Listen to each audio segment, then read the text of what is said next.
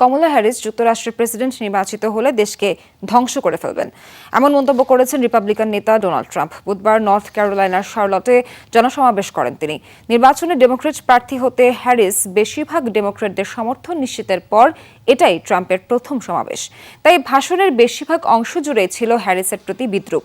তাকে সবচেয়ে অযোগ্য প্রার্থী হিসেবে আখ্যা দেন ট্রাম্প। কট্টর বামপন্থী ও উন্মাদ বলেও মন্তব্য করেন, দায়ী করেন বাইডেন প্রশাসনের অতি উদার অভিবাসন নীতির জন্য। ট্রাম্পের দাবি 2 কোটি অবৈধ অভিবাসীকে যুক্তরাষ্ট্রে প্রবেশের সুযোগ দিয়েছেন হ্যারিস। এ বিষয়ে সহায়তা করেছেন মধ্য আমেরিকার দেশগুলোকে। রয়টার্সের সবশেষ জরিপে ট্রাম্পের তুলনায় 2% পয়েন্টে এগিয়ে হ্যারিস।